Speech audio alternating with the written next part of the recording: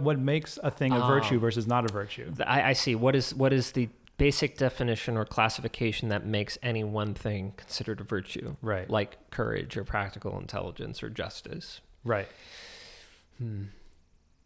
Well, if we let's look for the commonalities in the four that were listed. Sure. So self-control. So to me, that kind of speaks to being aware of your desires and not letting them control you, kind of having the executive control over them.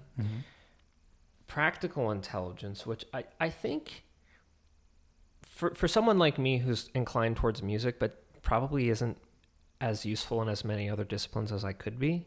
You know, when I think of practical intelligence, I think of the ability to like fix a pipe or, you know, paint a house or, you know, fix a car perhaps. Like to me, those are like practical things that have utility outside of money. They're invaluable. Right. But I mean, you could think of practical in other senses, like in terms of who has the knowledge that would like better your soul, for example. Right. Like maybe a spiritual wisdom or, you know, the knowledge of virtue. Right. Which may not have monetary value, but might actually have like more practical value in some scenarios. Well, I'm grateful you said that because I mean, the highest, like you said, in the pyramid of needs, philosophy goes before the top. Philosophy certainly is a form of practical intelligence. Yeah. But it relies on, I think, reason. And when I look at all of these things like courage and justice, they can all be explained with principles of reason and logic. You can make a logical case that self-control is prudent.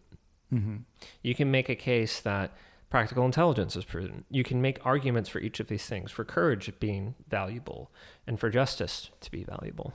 Because for example, in a society without justice, bad people can get away with causing pain to others and not having to have any retribution for it. Yeah, I think in some sense, though, you could, like I was trying to say earlier, you could think of practical knowledge, if you expand the notion of practical enough, could subsume kind of all of the others, right?